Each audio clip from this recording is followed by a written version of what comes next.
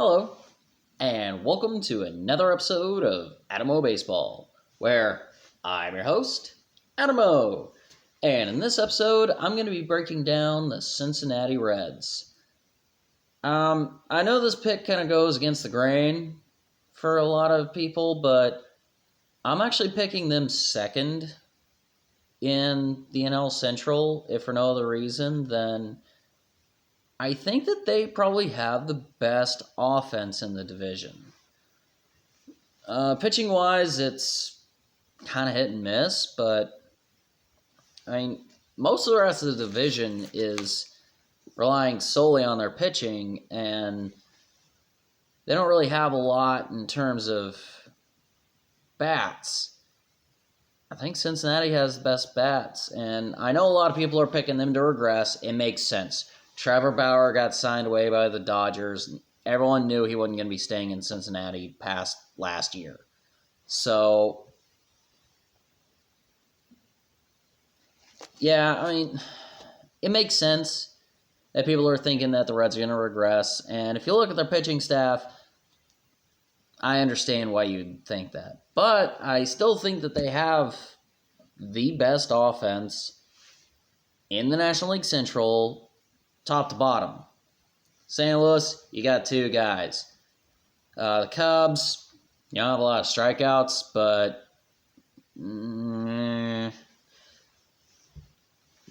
the Brewers got one, and Pittsburgh's got a good prospect.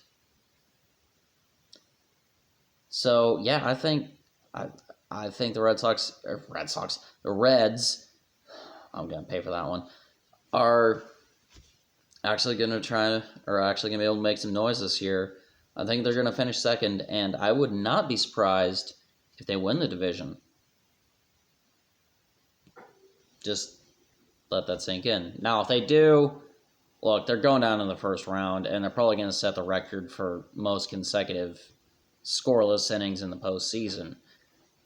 But I still think that they're going to compete. So, with all that being said, start as always with the lineup. Leading off, Shogo Akiyama, center field. He's the one I had to look up.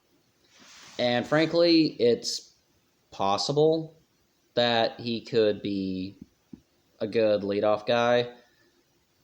But there's not really enough data to go off of because last year was supposed to be his breakout season. And he really wasn't able to do that. There just wasn't that possibility for him. So, yeah, we'll just have to wait and see with him. Batting second, Nick Castellanos, right field. This one makes sense to me. He's got a pretty good bat. As far as I'm aware, he plays pretty good right field. I don't know that he's going to make those amazing throws or even the All-Star game for that matter, but he's got a pretty good bat. Third, this guy almost feels like he's fallen off the face of the earth, but he's not bad. I mean, he competed with Pujols a lot of years to have the NL MVP award several times. He's won an MVP award, and frankly, he's still pretty good. Joey Votto, first base. Dude can hit for power. He can play good first base. And frankly, I don't know why we seem to have forgotten about him. So, yeah. Batting cleanup, Eugenio Suarez, third base. So, Votto, he's not necessarily hitting as many home runs as he used to. Well, Eugene Suarez is now what Joey Votto used to be, except at third base instead. So, yeah, there's going to be a lot of home runs hit out of those two spots. And batting fifth is Mike Moustakas playing second base because they got Suarez at third. Personally, I'd swap those two, but that's just me. But hey, both great defenders. Both made the All-Star game multiple times. There's a ton of power. The 3-4-5, you're probably looking at the best 3-4-5 in the NL Central. A lot of teams got pretty good 3-4, but not 3-4-5. So, yeah, look out for a ton of home runs out of those three guys. Last year, 60% of their runs came off of the home run ball. You don't necessarily want it to be that extreme, but at the same time, guys like that, they make it worth it, at least for the time being. Batting sixth, Jesse Winker, left field. This is when I actually had to start looking the guys up, apart from Akiyama. Jesse Winker, he's actually not bad. You don't hear a lot about fielding capabilities from left fielders. I mean, it happens, like if someone blows a big play. But, yeah, he's not a bad hitter, and he is right about where he belongs in the lineup, that being sixth. They don't normally get, a lot of attention, per se, but he's right where he should be in the lineup, and he actually, if Moustakas gets a double, it's not like he's going to be stranded. Batting seventh, Kyle Farmer, shortstop. He's not a great hitting shortstop. He's probably there for fielding purposes, which is fine. You don't expect shortstops to, you don't expect them all to be Fernando Tatis Jr. So, Farmer plugs a hole. Nothing wrong with that. And their catcher, Tucker Barnhart, he's there for catching purposes, but he's not a bad hitter. You can expect him to hit between 230 and 250, and for a catcher, it's not Hall of Fame level. It's not going to get you fame, not just Hall of Fame, but just fame in general. But at the same time, it's good enough, and obviously he's there to catch, not to scare the opposing pitcher. The rotation, this is what it gets kind of hit and miss. So, number one on the rotation, Sonny Gray.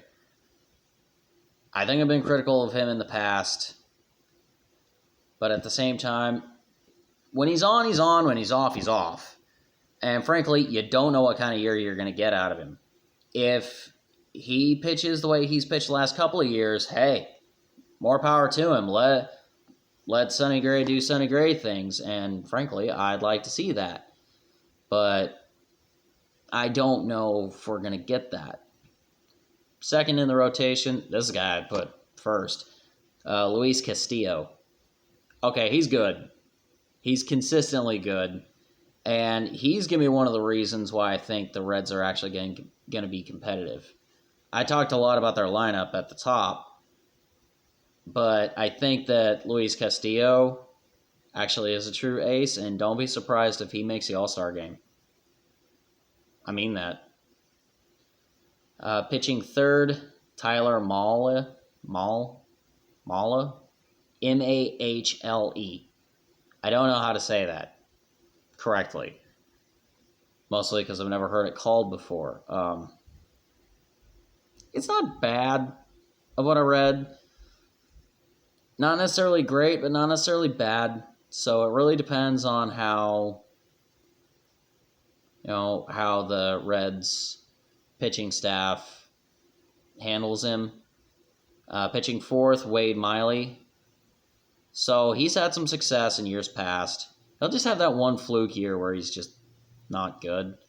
So really, if you got him fourth in the rotation, it's because you're not necessarily sure you know where you want to put him. But he actually could end up being pretty good.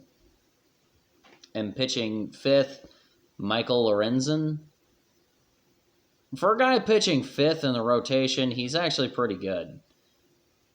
He's actually someone you'd expect to be like a solid 3. The rotation itself is actually mostly, you got a 1, then mostly it's 2s and 3s the rest of the way.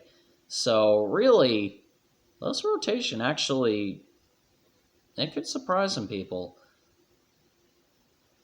Though it's not star-studded, so it's not going to be, having people go. But hey, we could be surprised. Closer, Sean Doolittle. Okay, last couple of years he wasn't exactly great in Washington, but at the same time he already built up a very established career. He was a part of that World Series team in 2019, and I think he's due. I think he's actually going to have a pretty good year this year as a Red. That could be my bias, but at the same time, I'm willing to admit it that I have one. I want to see him succeed. I want to see him do well. The rest of the bullpen, however, this is where it gets kind of dicey. Lucas Sims, Amir Garrett, and TJ Antoine. So, TJ Antoine has started some games, but he's also been mostly bullpen use. The bullpen itself is not exactly that good. Amir Garrett's more like to build stability in that bullpen. However, there's not a lot to work with. It's actually possible that Garrett could take the closer role from Doolittle if Doolittle doesn't pay off. So they do have at least that option, which a lot of teams don't. It really comes down to, can the Reds' bullpen hold up? And I don't know that it can. That's why I'm not picking them to win the division. We all have that one crazy pick. If for no other reason than just it's fun. It really is. So, really, this is my crazy pick. I'm picking them to finish second in the NL as opposed to winning it. My crazy division pick is for the second straight year I'm picking the Angels to win the AL West. So, hey, we all make mistakes. But I think the Reds really can do it. And those are my thoughts. And if you'd like to let me know your thoughts, you can do so down in the comments below. Or if you're listening on my podcast, you can do so on Instagram or Patreon. Patreon, it's Adam M. That's it. I don't know why Patreon changed it back to that, but they did. So that's what it is. With that being said, thank you for listening. Cheers until next time.